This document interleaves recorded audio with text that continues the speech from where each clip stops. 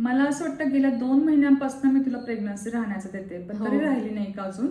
कसं सांगू मॅडम तुम्हाला, मला सांगण्यासाठी लाज वाटते. काय होतंय बाळा, बोल ना, म्हणजे मी काही मार्ग काढेल. मॅडम संबंध ठेवल्यानंतर वीर्यच बाहेर येते तर काय करणार, कशी प्रेग्नेन्सी राहणार मग? अरे बापरे, खूप कॉमन प्रश्न आहे हा. अगं संबंध म्हणजे जे वीर्य असतं ना, त्याच्यामध्ये काय असतं की एक फ्लूइड असतं आणि दुसरं असं शुक्रजंतू.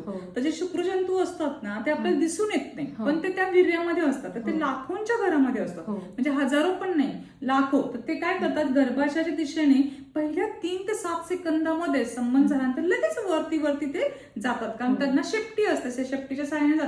आणि इथं किंवा इथं एक अंड बसलेलं असतं की ते फुटल्यानंतर तो शुक्रजंतू जो पहिला आधी जाईल, म्हणजे हजारोंच्या घरात ते शुक्रजंतू तिथे जातात, परंतु जो पहिला आधी त्या अंड्याला भेदेल ना, तर त्यानंतर ते अंड काय करतं, स्वतःला लगेच मिटून घेतं, क्लोज करतं. तो एंट्री देत नाही दुसऱ्या शुक्रजंतूला.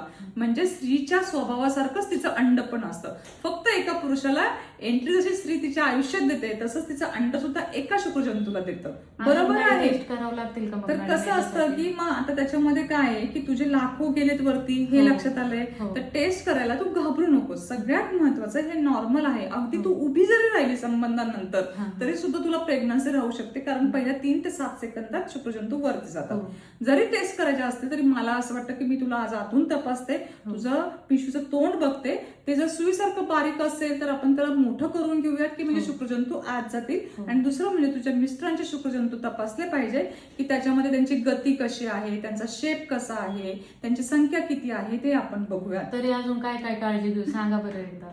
अगं बाळा, कसं आहे की ठीक आहे, तुझ्या मनात समाधान करते की शुक्रजंतू बाहेर येऊ नये म्हणून काय कर की तू कमरेखाली उशी घेऊन तुम्ही संबंध येऊ द्या, म्हणजे संबंध खोलवर होतील.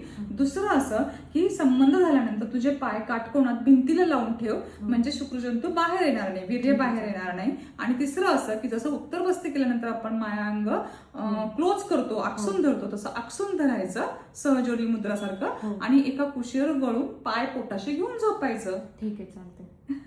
तर मनातली शंका दूर झाली. तर घाबरू नको. अनेक कारण आहेत की त्याच्यामुळे प्रेग्नन्सी राहत नसते. तर पुढच्या वेळेस तुझ्या मिस्टरांना घेऊन ये. जसं मी आज तुझ्या आतून तपासणी तसं पुढच्या वेळेस त्यांची पण तपासणी करते, मग आपल्याला समजून येईल. Thank you madam. Bye bye. Thank you.